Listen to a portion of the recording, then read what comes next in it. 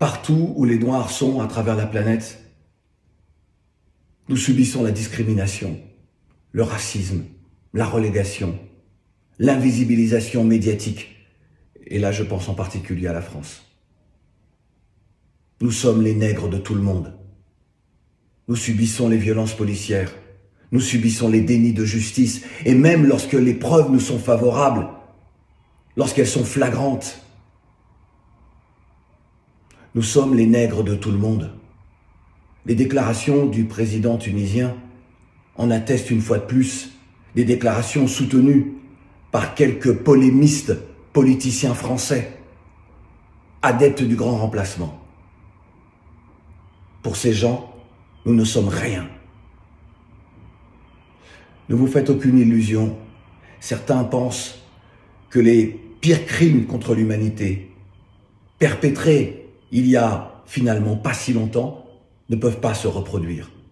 Certes, ils ne seront peut-être pas identiques, mais tout peut arriver. Et moi, je crains le pire. Nous sommes les nègres de tout le monde.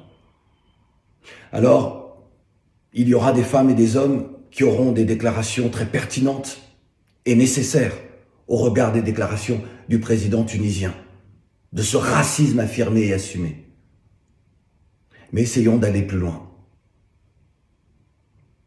Ce que subissent les femmes et les hommes dans leur société, les sans-grades qui n'ont pas parfois le pouvoir de se défendre, le racisme donc qu'ils subissent est à l'échelle du racisme, des discriminations, du manque de considération pour être plus juste, subi par les nations africaines au sein des Nations Unies. Quel est le pays d'Afrique qui a un siège permanent au Conseil de sécurité de l'ONU? Aucun. Les pays d'Afrique n'intéressent les puissances occidentales que pour leur sous-sol, qui regorge de matières premières, ou alors pour leur vote, lorsque les nations occidentales souhaitent mener ou une action punitive, ou en tout cas isoler un pays qui souhaite affirmer son leadership. Là, les nations occidentales, qui sont à l'origine de ces Nations Unies, ont besoin du vote des Africains. Lorsque vous êtes à une table de jeu, de poker pour ceux qui jouent au poker, et si vous savez que tout le monde triche, la réaction la plus instinctive, la plus normale, la plus humaine, c'est de quitter la table. Les Nations Unies représentent une grande tricherie.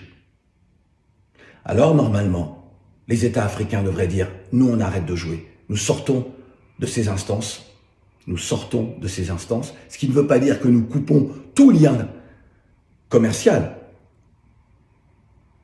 Mais nous ne pouvons plus être les nègres de tout le monde.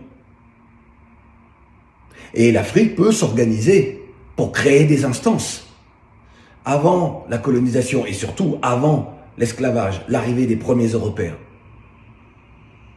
l'Afrique avait ses règles, elle fonctionnait, elle se développait à son rythme. Il est possible aujourd'hui de faire la même chose. Encore une fois, je le répète, cela ne veut pas dire se couper du reste du monde, d'un point de vue commercial, d'un point de vue échange culturel, échange technologique, mais vous ne pouvez pas participer à une organisation qui en réalité ne sert qu'à asseoir un peu plus le pouvoir de l'Occident.